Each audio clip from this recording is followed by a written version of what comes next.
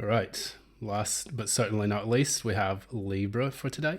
Welcome back, everyone. It's a pleasure to have you here, and thanks for sharing the space with me. This is Aluminum Tarot. We're going to be doing the sign of Libra, Sun, Moon, and Rising for December until, the end of December. So holiday season time. Let me go ahead and get my brain together so that way I can go ahead and get through this. Do apologize and do bear with me as I am kind of experiencing a bit of a head cold right now due to the fact that I was a complete idiot when I was walking around in London and forgot to wear a scarf. And unfortunately, that is the easiest way for me to get sick. Now, that said, I'm going to go straight into everything. And firstly, we'll be looking at the cards. I've already shuffled and laid them out, so that way we can go ahead and blather as much as we can within 15 to 20 minutes. And then from there, move forward and conclude this month's readings. Now, order of the day, as always. If you like what you see here, please be sure to give a like, share, subscribe, ding the notification bell so you don't miss any updates. And, feel free to leave a comment below, see how this resonates with you, and tell us your story. Now, if you would also like to give a monetary contribution to the channel, please feel free to do so at the PayPal link in the description box below. And that's pretty much it. Oh yeah, also, get rid of those spammers, scammers, and scalawags who operate on the internet, because those are the people stealing from the the hard workers who have these YouTube channels and are doing a fantastic job, and even to the point of making a hard-earned living. So I do it as a hobby right now.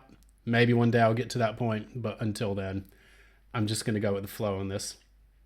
And for the other people who are actually pretty much balls deep in this entire Terra operation, they are the ones who are making they're living doing this work, and we want to protect them as much as possible. That said, let's go ahead and get started. So, let's see here. Libra, we have here your card. We have here the star. Hopefully I don't get flagged for that because there's no nudity, but there is a little bit of scantily cladness here. The star is the major card that is talking about your specific energy. You are now looking for a guiding light into a new situation. You're looking for healing after a tower moment, because the star succeeds the tower. And so this is card number 17. 1 plus 7 is 8. This is the number of the self, where you are getting grips on everything and trying to put together the pieces of your life. And this is a very special card for me. This is a card of Aquarius. Additionally, it is also the card of the star itself. And I look at it as the Kintsugi sun, which is the symbol that I've created and put on my channel. So it represents being able to piece back together the aspects of yourself so that you can shine bright again. And furthermore, you can use that light to guide yourself and others into a more prosperous time. That said, we talk about the hangman as the challenge. This is, in order for you to do this, you have to see things from a different perspective, put yourself in an uncomfortable position after this tower moment, and then from there, you can process everything that is taking place in your life. The hangman can represent a feeling of being stuck in some cases, but in the majority of cases, it's all about, how can I see things differently? After we've gotten our balance through the Justice card, which is card number 11, we have the Hangman, which follows that. And then after that, we have Death. So we look into the Hangman. The Hangman is reflecting on its life before the ending of that specific period of their life, that particular cycle, before realizing they have to give up something or that things will come to pass. And when I think about this card, I feel like the person is getting an enlightenment, because they know that death is coming. Death is the card that follows the hangman. And I get the Latin phrase, memento mori, which means remember that you will die. And this is something that I think people don't really reflect on enough. This is a challenge not just for the Libra I'm reading for, but for society in general. Remember, you too will also die. And furthermore, in knowing that mortality is just a mistake away or a moment away, we can live more authentically because we know that our time and resources are limited. I'm not going to get on too much of a rant on that. I'm just going to read the cards, but I would like to cover that topic more in depth because that's been very inspiring for me as of late. Now, what we're going to look at here, we're going to look at the cards that took place in the past. We talk about Temperance, which is the card of patience, balance, being fair, and also being grounded. So the Temperance is the Archangel Gabriel experimenting with things in order to alchemize a process, a part of one's person, of a person's life.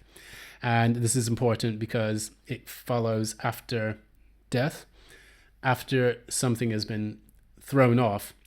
Death, which is represented in Scorpio, the 8th house, the house of the individual, which we were just talking about.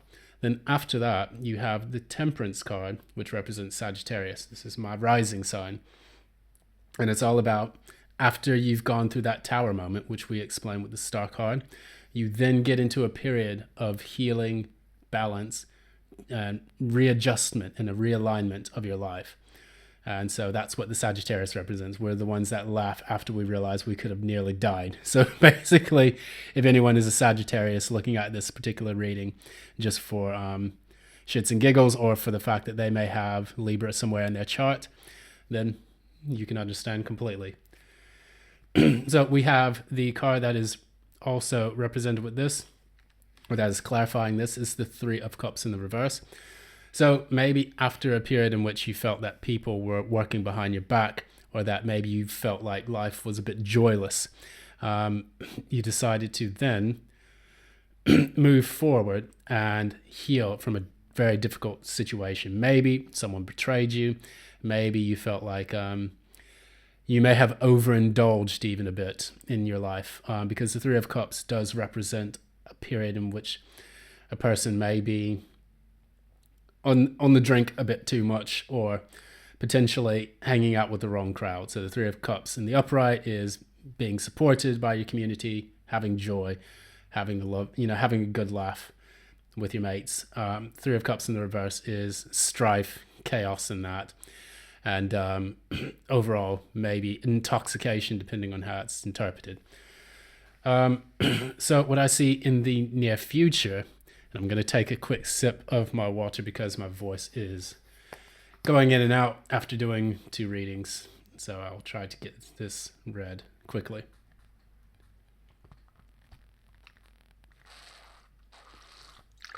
Okay. So without putting myself into the spotlight too much, drinking water. We talk about the card that is set to come in the near future, and that is the Sun. But it's not the Sun that I thought it was going to be. When I first laid out the cards, I looked at them and I thought this is going to be this is going to be a positive, inspiring reading. Finally, something that can come after all of the shit readings that kind of needed to take place. I don't want to call them shit too much because they are necessary messages that people need to hear at this specific time. However, there was a dark cloud over a lot of the readings I've done, especially for the air signs. I know Aquarius and Gemini had a pretty rough reading at that time. That said, with this Sun, this is about things becoming clear. So after walking the lunar path, where things are very difficult, you don't know exactly where things are going to go, and you're kind of fumbling around in the dark with just a sliver of light to guide you. You then move into the Sun, where everything is illuminated fully and wholly. You have a bit more vitality, but what is being illuminated in this are your feelings related to the betrayal that you had with the Three of Cups in the reverse. So you got 2 queens that came out, and these are 2 queens that are very important for this. Queen of Wands and the Queen of Swords. Both of these cards represent, in the upright, taking control, being intellectually receptive, but discerning, being passionate, being able to kind of guide yourself, and being able to pursue the things that you need by attracting them first. So it's almost like an aspect of the Empress, is being alluring, a go-getter and all of that. When both of these cards are in the reverse, there is a lot of pent-up energy within you that you have not expressed: bitterness, anger, betrayal, feelings of anger and hostility. When these two cards are in the reverse together, coming out this way, it's almost telling you it's difficult for you to feel wanted and alluring and attractive to the people that you're trying to attract. Both of these women, now the Queen of Swords is a divorcee. She has gone through the ringer, and now she's very cutting and discerning with the way she approaches people in her life and the connections and the relationships she creates. The Queen of Wands in the reverse, this can be a playgirl in some case. It can be, dare I may say, on YouTube, sorry YouTube censors, a bitch. And a woman who is just not very personable, someone that may be a bit arrogant or angry, scorned. So I'm getting like the phrase with these two cards here, hell hath no fury like a woman scorned. So if this is your story, I can understand that. And maybe these feelings are coming to the surface so that way you can process them. And I know that when I was reading for, I think it was Aries, they had the moon in this position. Now this card here is the sun in this position. So where Aries is walking the garden path, you are realizing what's taking place, and you're finally coming to terms with it in the best way that you can. And those feelings are bubbling to the surface, and you're just like, you have to just go into a room where you can just like have some soft play and just like swear at someone, imaginary or real, and just call them all sorts of bitches and motherfuckers until you can get that out of your system, which sometimes we need to do that. There are days where I get angry and I just take a break and I watch like floofy dog videos on YouTube. That's exactly what I was doing prior to doing this reading, so I could kind of, soften my brain up before getting into this one. And additionally, some people may, go for walks. I go for walks. I go for motorcycle rides when I'm angry or upset. And in this case, you may have to do that on your own. Whatever it is that you like to do when you're angry, do that in a healthy and responsible and mature way, of course. At your core energy, you have the strength, and then you have the world, both in the reverse. So it's almost like you're trying to make something happen, and I'm not sure what this relates to, whether it relates to your love life or if it relates to your job, your career, or anything, your personal emotional state, the way you feel about that. But what I'm getting here is that it's difficult for you to get the strength that you need to close out a cycle. And for this particular thing, it's almost like you're nearly at the finish line, but that one effort to get through the tape is proving to be very difficult, and you feel like you just kind of want to give up, even though you're so close to reaching your destination. In other ways, it can kind of, say that you're running low on reserves, and it's becoming difficult for you to want to move into the next phase of your life, to actually close out a cycle that needs to close out, whether that's a positive or a negative cycle. When you have the world and strength, that's Capricorn energy and Leo energy. So if you're dealing with a Leo Capricorn, be sure to look at that reading. Look at those readings. You also have a lot of major arcana that I've pulled out here, which is quite interesting. You have the World card, strength. You have the Star. You have the Hangman. You have Temperance. You have the Sun. And the only thing that really wasn't a major arcana is the cards that are coming up next, which are the Ten of Wands clarified by the Eight of Wands in the reverse. So it feels heavy and difficult. It feels like you're unable to get through to that last phase in your life because there's no forward movement. Maybe if you're dealing with a person, for example, this would manifest as not being able to communicate succinctly or being able to communicate at all. Perhaps you're blocked, perhaps someone else is blocked, or you maybe not have the words to say what you need to say, or the effort is not being put in to say what needs to be said in the relationship.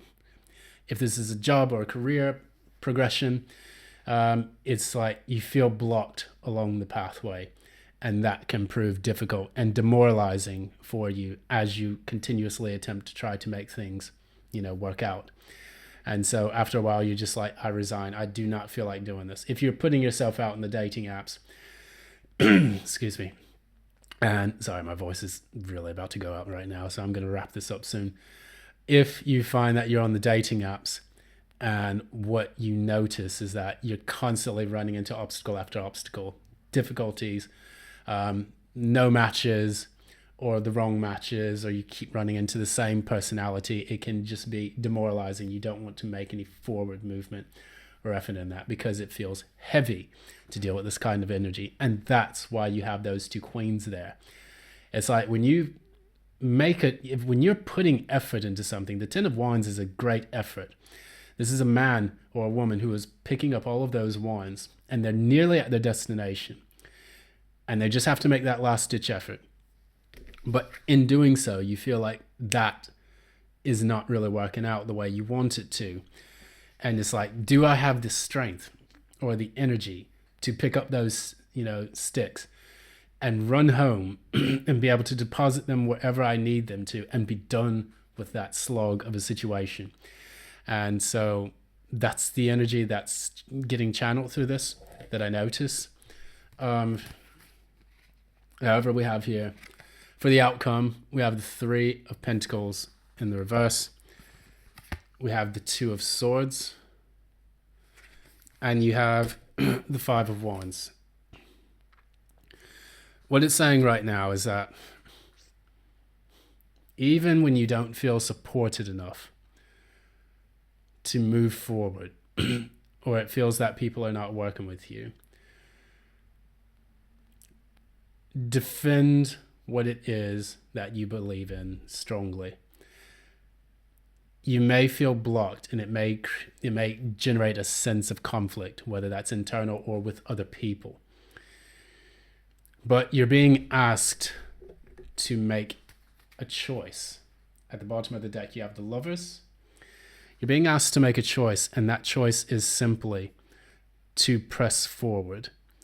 And furthermore, I'll clarify.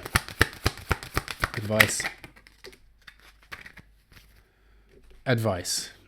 And I think I have said this to, I think it was Aquarius.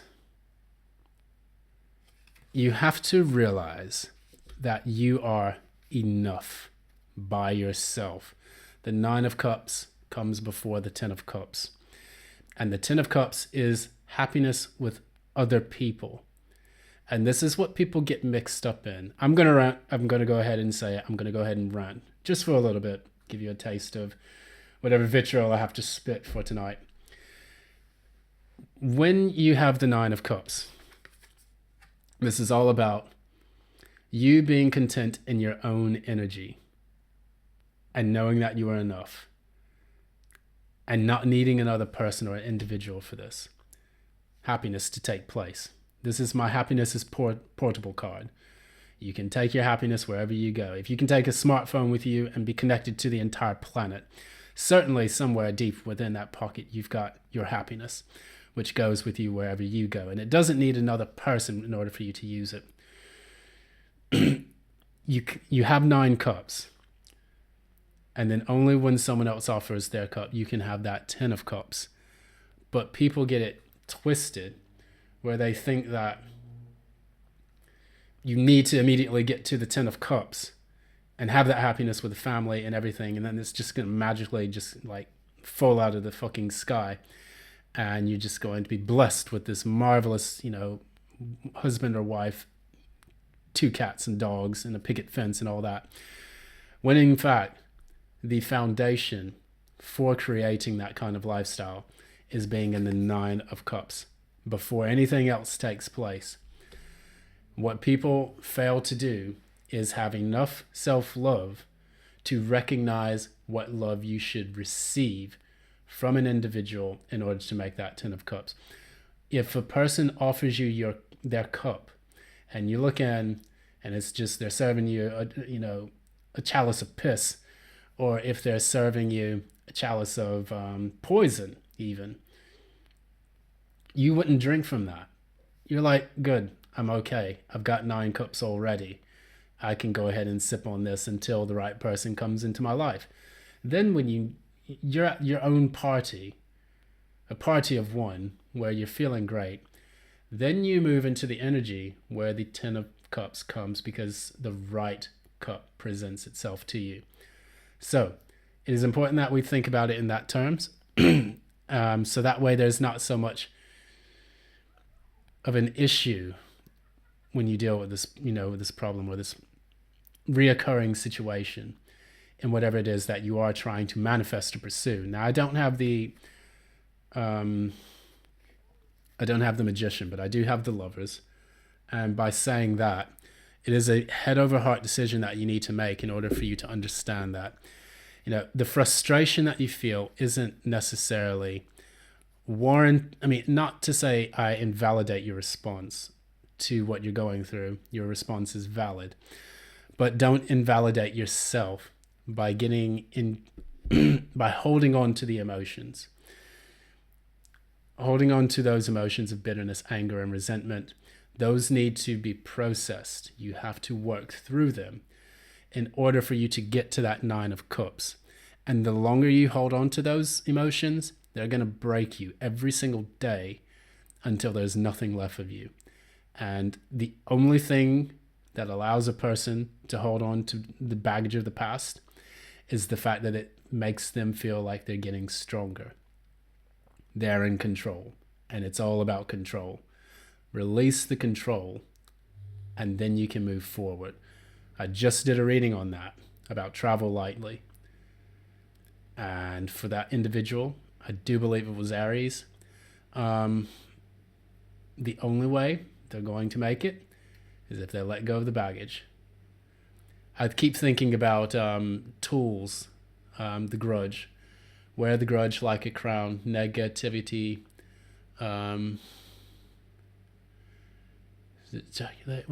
Will not tolerate. Will not see again. Desperate to control all and everything. How if you listen to those lyrics, and if you listen to that song, it is exactly that thing.